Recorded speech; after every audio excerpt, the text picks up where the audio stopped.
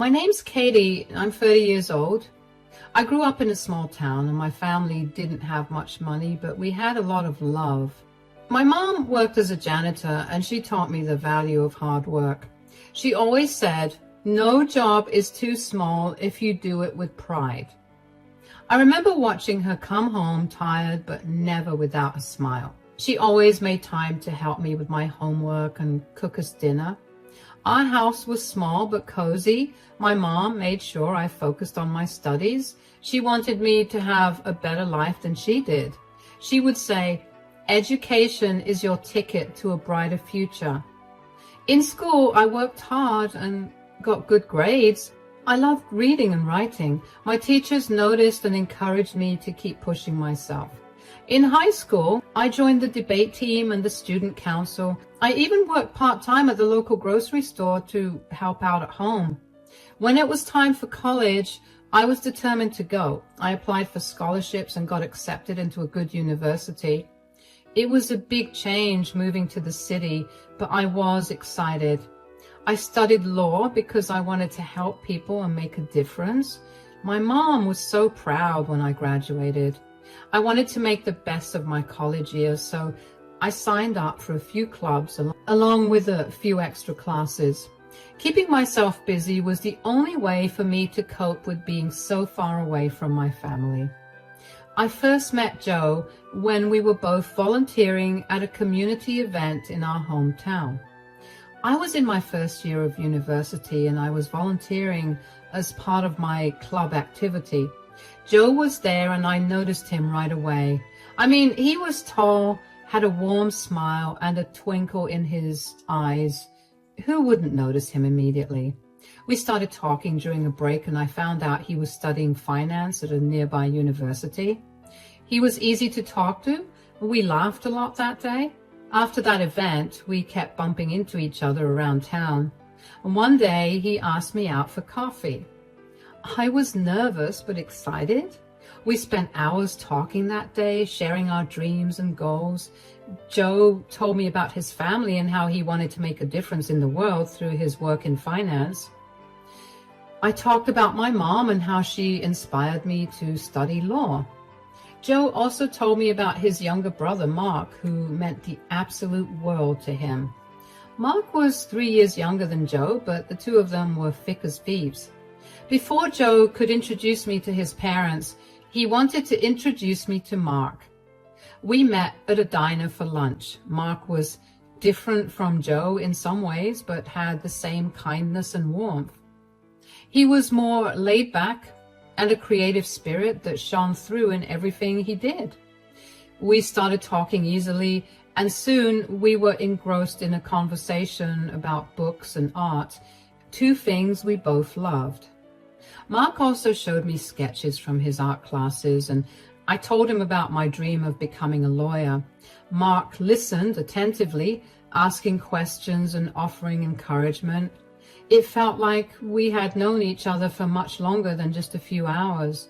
By the end of the lunch, Joe was playfully annoyed at us for making him third wheel Mark and me. No, but seriously, Mark was like the younger brother I never had. He looked up to me like I held all the answers of the universe, which was the same way he looked at Joe. Mark and I quickly became good friends afterwards. A few months after Joe introduced me to Mark, Mark told Joe and me that he wanted to introduce us to someone special to him. Mark had started seeing someone, and according to him, things were going really well and he saw a future with her. Mark wanted us to be the first to meet her, and Joe and I thought it was such a wonderful sentiment that we couldn't help but be a little excited to meet his girlfriend. When we got to the restaurant, Mark and Laura were already seated at their table. While Mark looked very nervous, Laura was the picture-perfect depiction of serenity. She was beautiful and well-dressed, looking every bit like she belonged in a fashion magazine. Laura seemed all right initially, but it didn't take long for me to notice that something was amiss. Laura would often glare at me in the middle of the dinner, or she would simply stare at me with a vacant expression. Eventually, she decided to talk to me, but only to ask a lot of questions. So, Katie, tell me about your family. What do your parents do? Well, it's just me and my mom, and she works really hard. Oh, what does she do? It must be something interesting. She's a janitor at the local school. She always taught me the importance of hard work. A janitor? Oh, that must be really hard. How do you even manage? I can't imagine growing up like that. It wasn't easy, but my mom always made sure I focused on my studies. She wanted me to have a better life. That's nice, I guess. My parents always made sure I had everything I needed. I never had to worry about money or anything like that. I mean, they even paid for my wedding at that fancy venue. That sounds really nice, Laura. My mom did her best with what we had. She taught me that no job is too small if you do it with pride. Oh, how wonderful.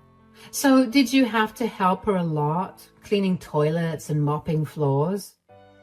Sometimes I helped out, but mostly she wanted me to focus on my studies. Well, I guess that's one way to look at it. I just can't imagine cleaning up after other people. It sounds depressing. But hey, at least you got out of that, right? Now you have a good job and everything. Yeah, I worked hard to get where I am. I wanted to make my mom proud. Oh, sure. I mean, it's great you're doing well now. I just don't know how you could stand living like that. My life has always been so different. I've always had the best of everything. My parents made sure of that. It's great that you've had those opportunities. Everyone's path is different. Yeah, I suppose. It must have been really tough for you. I can't imagine having to work while studying. I never have to worry about that. My parents made sure I could focus on enjoying life. It is challenging, but it's taught me a lot about responsibility and perseverance. Well, I guess it all worked out for you in the end, but still, cleaning. I don't think I could ever do that. I have so many better things to do with my time. It's great that you have other things to do with your time, but to each their own, am I right? Sure. I didn't know what to do or say about that interaction with Laura. Laura made the entire table awkward, but Joe managed to change things up and take things back to normal. Over time, it became clear that Laura didn't like me. She would make little remarks about my clothes, my job, or my family. When I got a promotion at work, she said, "Wow, I guess they needed someone to fill the spot." It was always something to put me down, but she did it in a way that others might not notice. Joe noticed Laura's behavior and tried to talk to Mark about it, but Mark would just brush it off, saying Laura was just being Laura. I tried to stay polite and not let her comments get to me, but it was hard. Regardless of Laura's attitude towards me, Joe's and my relationship continued to grow, and a few years after we were done with our education, Joe proposed to me on a quiet evening at our favorite spot in the park. I couldn't stop smiling as I said yes, feeling like the luckiest person in the world. We got married in a small ceremony surrounded by our families and closest friends. It was a simple but beautiful day filled with love and laughter. Laura and Mark got married about a year after Joe and I got married. Their wedding was extravagant, with a big ceremony and a reception at a fancy venue. Laura made sure everyone knew it was a grand affair full of expensive decorations and gourmet food. She wore a designer gown that probably cost more than my car. A year later, Laura gave birth to her son, Ethan. She made a big show of being a new mother, posting glamorous photos on social media and talking about how motherhood was her greatest accomplishment. She flaunted the fact that she had a child before me as if it somehow made her superior. I remember feeling happy for Mark because he was thrilled to be a father. He would show us pictures of Ethan and talk about how much he loved being a dad. Despite Laura's attitude towards me, I never let it affect my relationship with Mark. He was my friend and Joe's brother, and I cared about him deeply. Laura's behavior became more pronounced after Ethan was born. She would make comments about how easy it was for her to balance motherhood and her social life, implying that I wouldn't understand because I didn't have children. It was hurtful, but neither Joe nor I wanted children, so her jabs never hurt me. It just got annoying because she never stopped bringing it up. One afternoon, I was at home when I got a call from Laura, and she sounded unusually cheerful. "Hi, Katie, how are you?" "Hi, Laura, I'm doing well, thanks. How about you?" "I'm great, actually. I'm calling because I'm hosting a housewarming party tonight, and I could really use your help. Can you come over in about an hour?" I'm not sure. I have some things to do at home. I wasn't planning on going out today. Besides, why are you only calling me now about a housewarming party?" Mark and I have been so busy with moving and with work that it slipped our minds to invite a few people, and you and Dave were one of them. I know that it's very obnoxious and rude of me to forget to invite you and then ask you to help me out, but come on, it'll be fun. I've seen how good you are at organizing things. You always have such a neat and tidy touch. I could really use someone like you to help me set up. Well, I don't know. It's just so last minute. I'm not sure what I could do to help. Please, I want everything to be perfect tonight, and I could use someone I trust to help me out. Plus, it'll give us a chance to spend some time together and maybe get to know each other better.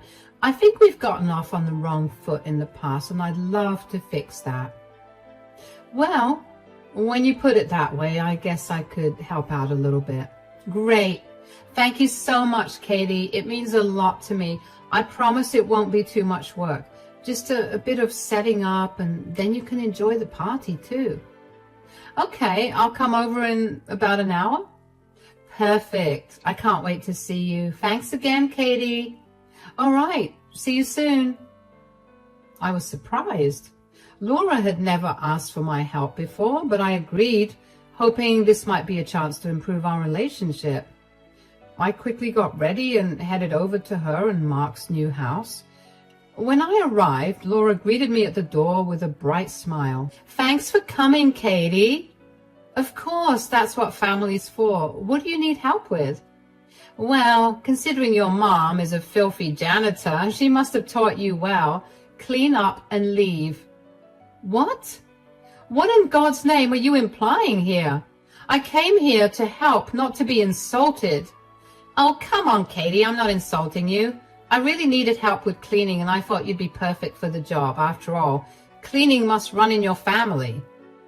My mom worked hard to provide for me. Her job is nothing to be ashamed of, nor is it something to make fun of." Sure, but right now I need this place spotless for the party, so why don't you get started? You know your way around a broom, don't you?" "What is wrong with you?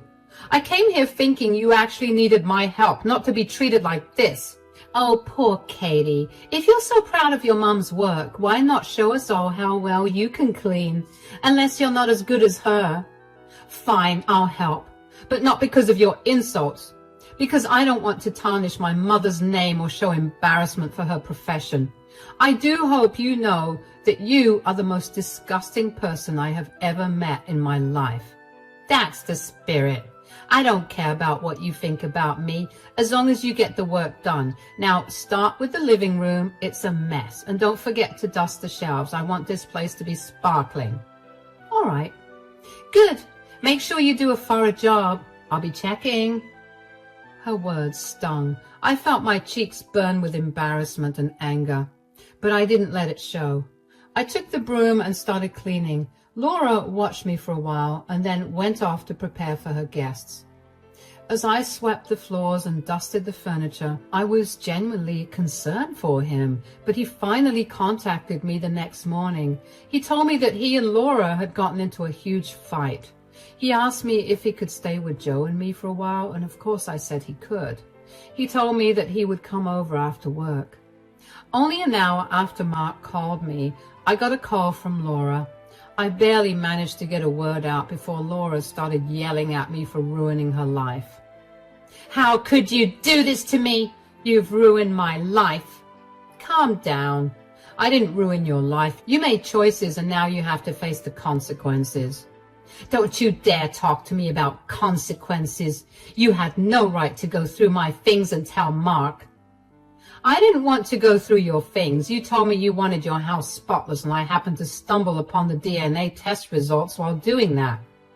Are you trying to be smart with me? Not really. I'm just stating the facts. Besides, I had every right to tell Mark the truth. He deserved to know what was really going on.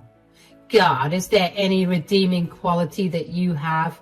You had one job, and you failed at that miserably too. You've destroyed my marriage and my family. I came to help you only because you asked, even though you've always been mean to me. But then you insulted me and my mom. I saw those papers by accident, and I knew Mark needed to know the truth. You think you're so perfect, don't you? Just because you have your fancy law degree and your perfect husband. You had no right to get involved in my business. This isn't about me being perfect, Laura. It's about you lying and hurting people. Mark loves Ethan. Mark deserved to know the truth. You were hiding something that big, and it was wrong. You're just jealous of me. You've always been jealous of what I have. Jealous of you, Laura? I've never been jealous of you. You have always tried to put me down to make yourself feel better. The last thing I want is for my happiness to rely on someone else's suffering. Besides, this isn't about jealousy. This is about doing what's right. You've ruined everything. My friends, my family, they all hate me now. Can you blame them? They're disappointed because you lied to them. You need to take responsibility for your actions. You made these choices. I can't believe you're saying this. You're just as bad as everyone else. I'm not the one who cheated on her spouse. You did that. You need to think about how you treat people. You were so cruel to me, but I never did anything to you until now. This is your revenge, isn't it, for all the things I said to you? Maybe it is. Maybe it's time you learned that how you treat people matters. You can't just be mean and expect everyone to let it slide. If you keep treating people badly, you'll keep facing consequences like this. You think you're so high and mighty, but you're just a snitch. I'll never forgive you for this. That's your choice. But if you want to move forward, you need to take a good look at yourself and think twice about how you treat people. Otherwise, you'll keep regretting it. Get off your high horse, Katie. You're not perfect. I never said I was. But at least I tried to do what's right. Maybe you should start doing the same. This isn't over, Katie. I'll make you pay for this. Do whatever you need to do, Laura. But remember, your actions have consequences. It's time to grow up and face them. I couldn't believe just how blind and entitled Laura was. How could she not feel bad after she lied to, manipulated, and hurt Mark so badly? There was no remorse in her voice. All she could think about was herself and the repercussions she would face. Not once did she try to get me to talk to Mark for her. I felt so sad and angry for Mark. My heart ached for him. When Mark came over to our house in the evening, he looked exhausted and heartbroken. His eyes were red. He seemed like he hadn't slept. I could see the pain on his face, and it made my heart ache for him. Mark sat down and took a deep breath before he started talking. He told me everything he had learned about Laura's affair. Thank you for letting me stay here. I really needed to get away from everything at home. Of course, we're here for you. I'm so sorry you're going through this. How are you holding up? It's been rough. I feel betrayed and humiliated, but I need to tell you everything. You deserve to know what's been happening. What did you find out? Well, after you sent me that text about the DNA test, I felt my stomach drop. I mean, I was already suspicious of Laura because she had been acting weird for a while, but I didn't want to believe she was cheating. I decided to hire a private investigator to gather evidence. Oh? You did this before I told you about the DNA test? Yeah, only because I was super suspicious of Laura. I mean, she went off letting me use her phone and even letting me see her phone. And she changed all the passwords on her devices and basically stopped talking to me. I felt like I had no choice. And well, my worst fears came true. The investigator took photos of Laura and her personal trainer, Jake. They were together in a lot of places, being very affectionate. It was clear they were having an affair. Jake was someone I hired to help Laura get back in shape after she complained for months about how insecure she felt about her weight. I never thought she would betray me like this. Nobody thought that she was capable of doing something like that. But do you have any idea about how long her affair had been going on? For months, Katie. She even used my money to buy him gifts. That's disgusting of her. When did you find this out, though? I found out that she was cheating on me 2 days before the housewarming party. I was planning on silently filing for divorce, but then you texted with something even more disgusting, and I feel so stupid for not seeing it sooner. You're not stupid, Mark. She hid it well. You trusted her, and she broke that trust. Yeah, but I should have seen the signs. I had all the evidence, but I never thought for a single second that Laura would lie to me about Ethan.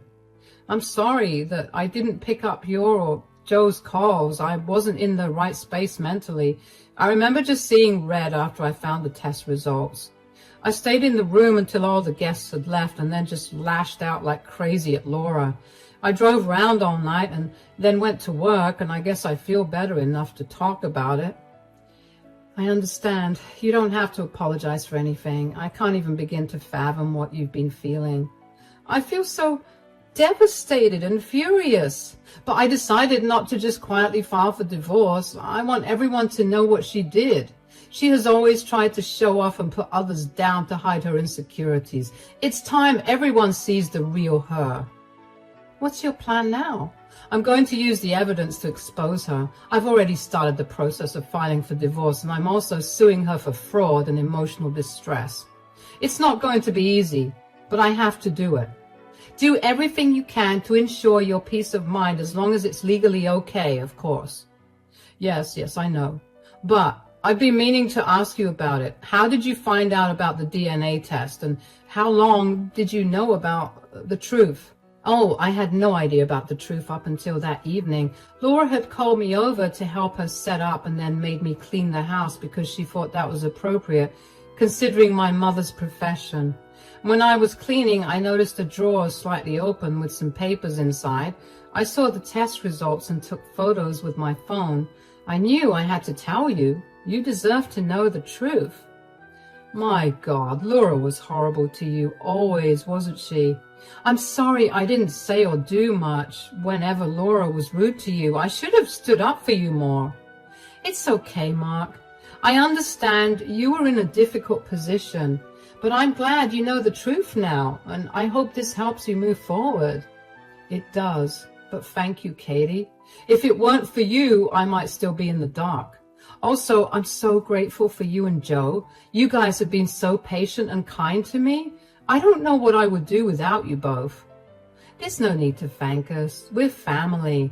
We'll get through this together. Over the next few days, Mark was pretty depressed. Laura didn't try to contact Mark at all, but she did text me multiple times a day to tell me how I'd messed up her life really bad. I blocked her and did not want to interact with her at all. However, one day I noticed Mark began spending a lot of time out of the house. He texted the family group chat and asked everybody to meet him at his house. He made sure to tag Laura in the text and tell her to be there as well. He also invited Laura's family and all their friends. He told everyone that he had a big announcement to make and didn't specify anything more. Joe and I tried our best to get more information out of Mark, but he kept his mouth shut. When the day came, everyone gathered at Mark's place in confusion. Everyone was wondering what the big announcement was, especially since we had all gathered there for almost half an hour without Mark having said anything. When Laura walked into the house from work, she looked surprised to see us there. That's when Mark stood up and told us that he had something to share with all of us. Mark revealed the DNA test results. He told everyone that Laura had been unfaithful, and the child he had loved and cared for was not his. There were gasps and shocked whispers as Laura sat there pale and trembling. Mark now showed the pictures collected by the private investigator to the stunned audience. He also revealed that Laura had used family funds to pay for lavish gifts for Jake, further deepening the betrayal.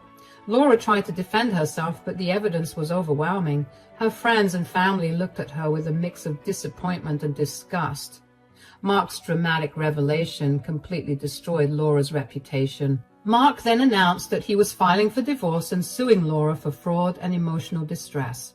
He also planned to sue Jake for alienation of affection. Laura's world came crashing down around her. She lost many of her friends who sided with Mark and couldn't believe she had lied about something so important. Her reputation was ruined and she found herself isolated. Even her own family was disappointed in her. Financially, Laura struggled without Mark's support. She had relied on his income and now had to find a way to support herself. She moved out of their beautiful home and into a small apartment. It was a huge adjustment for someone who had always lived in luxury. Mark faced a difficult decision regarding custody. Despite the betrayal, Mark knew he had formed a bond with Ethan and genuinely cared for the child. He wanted to protect Ethan's well-being while holding Laura accountable for her actions. Mark initially sought legal advice to understand his rights and responsibilities. He decided to file for divorce and requested primary custody of Ethan. This decision wasn't made out of spite towards Laura, but rather out of concern for Ethan's future. Mark wanted to ensure Ethan had stability and a loving environment despite the circumstances. During the custody negotiations, Mark remained firm and assertive. He demanded regular visitation rights and made it clear that he would prioritize Ethan's best interests above all else. Mark was tough on Laura regarding the legal proceedings, insisting on transparency and fairness.